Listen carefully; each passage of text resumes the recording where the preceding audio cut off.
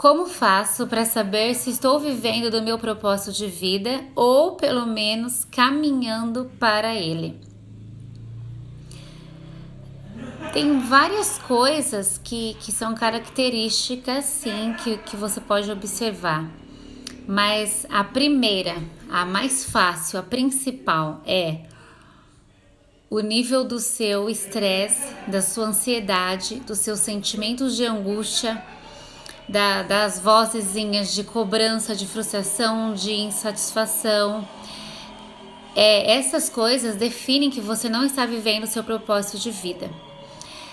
Ou talvez você esteja vivendo, mas não ele por completo, parte dele. Às vezes você está fazendo alguma coisa que daquele título, daquele cargo que você tem, não importa em que área que seja, na vida pessoal, na vida cristã ou na vida profissional. Mas às vezes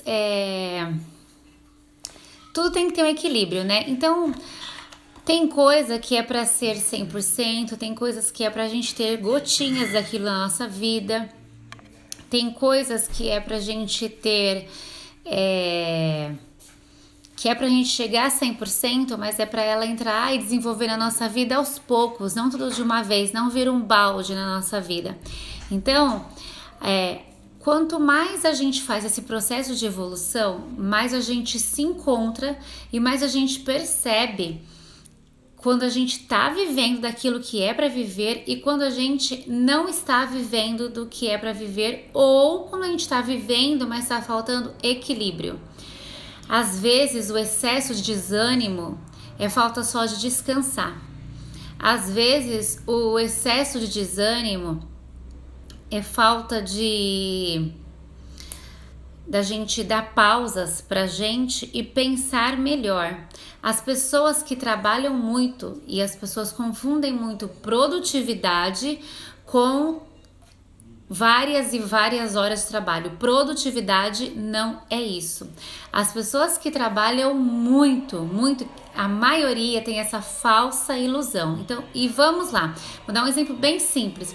Quem ganha mais? Quem inventou algo ou quem produz aquele algo? Mesmo que eu produza um exemplo e eu sou a dona da fábrica, quem ganha mais? E ganha para sempre. E depois que morre o inventor, a família ainda tem direitos autorais sobre aquilo que ele inventou. É o inventor, certo? Então a gente tem que parar para planejar. De novo, a gente vai cair em planejamento. Como eu já falei em outras lives, como eu já falei em outros vídeos, como eu falo para quem faz mentoria comigo, falo nas postagens.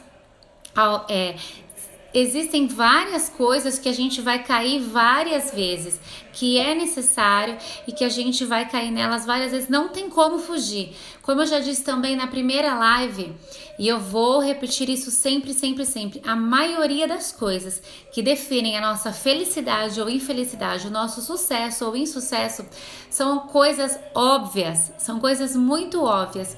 E às vezes a gente inventa tanta coisa, e a gente vai se distanciando, e o mundo agora tá numa tendência que tem que colocar nome para tudo. Tudo tem que ter título e uma classificação, né?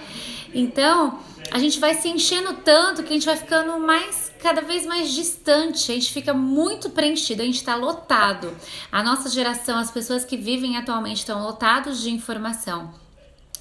Estamos lotados de conteúdo, mas a gente tá tão cheio, que ao invés da gente ficar cheio e distribuir, que é o que eu faço, que infelizmente é o que poucas pessoas fazem, a gente pega o nosso conhecimento e a gente vai somando, e até o ponto que aquilo transborda e sufoca a gente, porque a gente fica no meio daquilo.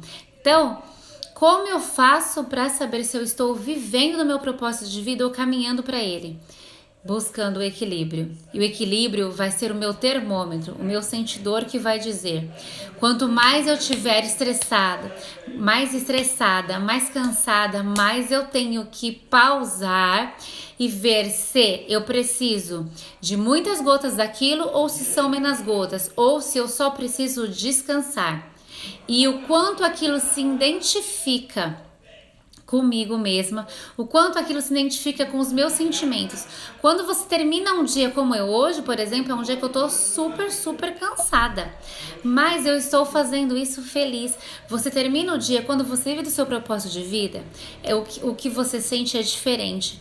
Você sente que você é humano e por isso você está cansada, mas você termina o dia cansada e feliz. Quando você não vive do seu propósito de vida ou quando você está vivendo dele, mas ainda não é para você viver 100% ou talvez seja para sempre para você viver de gotinhas, cada dia um pouquinho, gotinhas e gotinhas, você termina o dia cansada, estressada, triste, infeliz, sem chão e parece que você nunca se encontra e está no meio de um redemoinho. Por quê? Porque você não está vivendo em equilíbrio. Então, comecem a prestar atenção. Se vocês estão vivendo cansados, cansadas e só precisam descansar, ou se vocês precisam equilibrar, reduzir um pouco e ver o que tem que ser moldado, ou se realmente aquilo não tem nada a ver com vocês. E essa pergunta até foi a primeira pergunta que eu separei quando eu anunciei que essa live ia ser só para responder dúvidas. Mas é muito interessante que hoje de manhã, online, 90% da manhã, eu e a Deia, né, Deia? Tivemos uma reunião com relação ao evento do dia 16. E aí que veio muito a calhar eu ter escolhido, que foi bem antecipadamente, essa pergunta para estar respondendo, ser a primeira a responder. Mas eu vejo isso assim, que Deus já estava direcionando tudo, né? Já estava certo, já era para ser. Então, tem uma frase que eu até postei hoje. Além de postar, eu coloquei ela no meu perfil. E essa frase é a seguinte: o sentido da vida é seu, mas o propósito é Deus quem dá. Quando a gente fala sobre isso, ai, irmã Margarida, seja bem-vinda! Fiquei contente com a sua visita por aqui. Então, vamos repetir de novo a frase: o sentido da vida é seu, mas o propósito é Deus quem dá. E eu quero deixar claro isso para vocês. Esse comentário é extremamente pertinente a essa pergunta, que também é muito importante a gente decifrar e pensar e refletir e ver por que as pessoas estão tão angustiadas, tão infelizes, tão estressadas, porque elas estão muito afastadas dessa conexão divina, que é para a gente manter para sempre entre nós e Deus. Então, a primeira parte da frase, quando fala que o sentido da vida é seu, é por quê? Porque você que tem o controle da sua vida, você que tem ela nas mãos. Deus te deu livre-arbítrio, Deus deu para todos nós livre-arbítrio. Nós temos direitos sobre a nossa vida, direitos que Deus nos colocou de liberdade. Então, o sentido da sua vida, inclusive escolher seguir ou não a Deus, acreditar ou não em Deus, tudo esse sentido da sua vida é você que vai decidir, é você que vai definir. Por isso que o sentido da vida é você quem dá.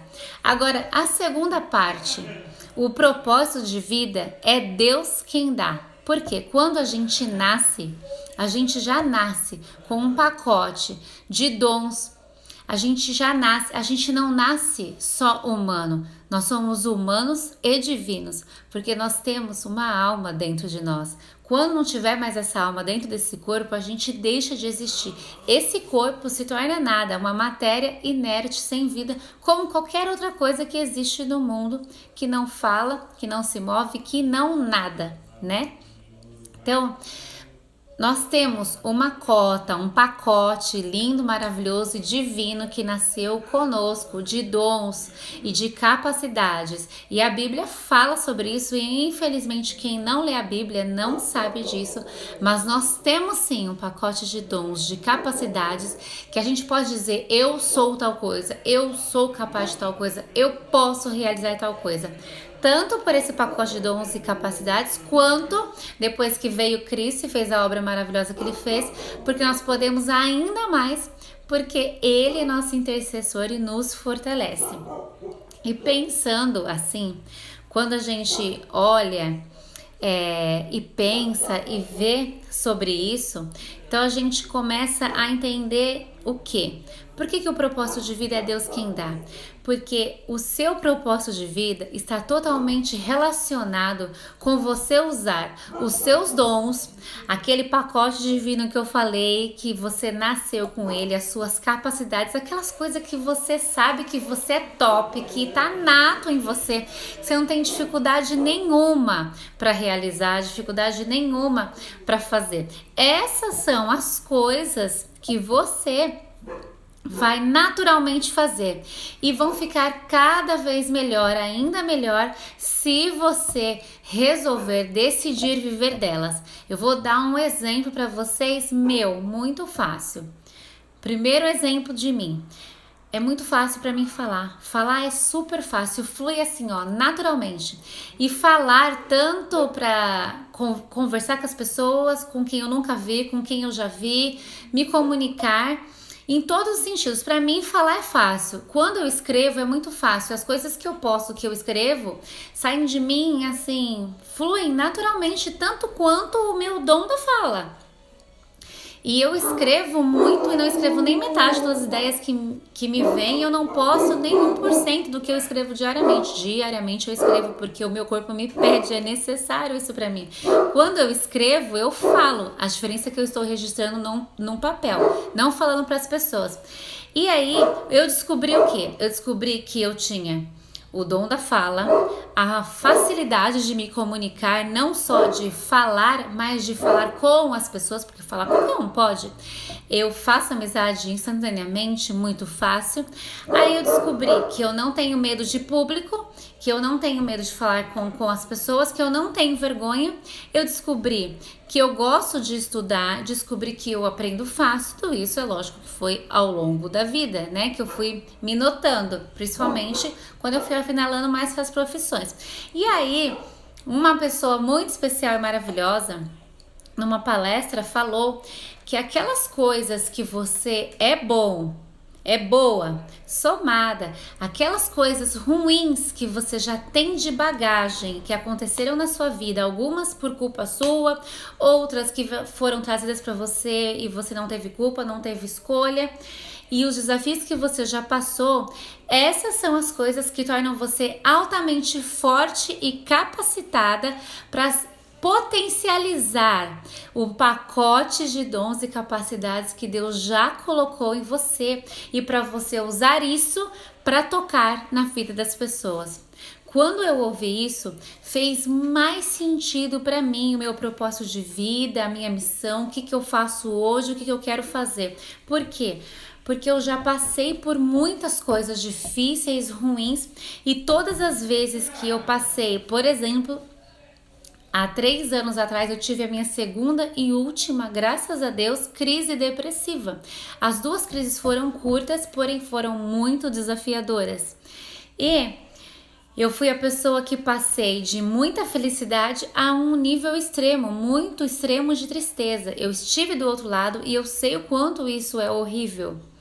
E quando eu olho, eu vejo que quando eu estive muito triste, eu me anulei, eu me enfiei dentro da concha, mas a Paula é a pessoa que faz amizade fácil, que conversa com todo mundo, que adora gente, que adora muvuca local cheio de gente, que adora estar e tocar em pessoas e viver com pessoas e acrescentar na vida das pessoas. E foi tudo isso que eu deixei de fazer quando eu estava mal. Então, eu fui ficando infeliz. Por quê? Porque eu estava vivendo muito longe de quem eu era. Eu estava vivendo muito longe do propósito de Deus na minha vida. O meu propósito de vida, que eu acredito que tem que ser o propósito de qualquer um, mas cada um com o seu próprio nome e do seu jeito diferente de servir, esse meu propósito de vida é tocar na vida das pessoas. Quando a gente toca na vida das pessoas, na matemática de Deus, dividir é compartilhar. e multiplicar. Na matemática de Deus, dividir e compartilhar é multiplicar.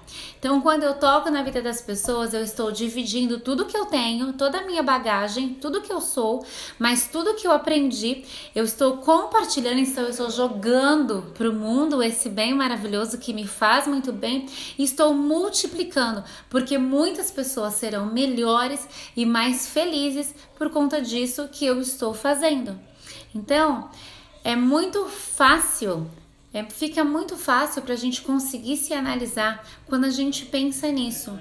Como eu posso ter certeza e afinalar cada vez mais para verificar se eu estou mesmo realmente vivendo do meu propósito de vida? Quanto mais eu estiver infeliz, angustiada, triste, nervosa, tendo sentimentos depressivos, pensamentos ruins, falta de força e energia física mesmo, quanto mais eu tiver qualquer coisa que for ruim, mais eu estou ficando distante, ainda que eu esteja vivendo do meu propósito, mais eu estou ficando distante.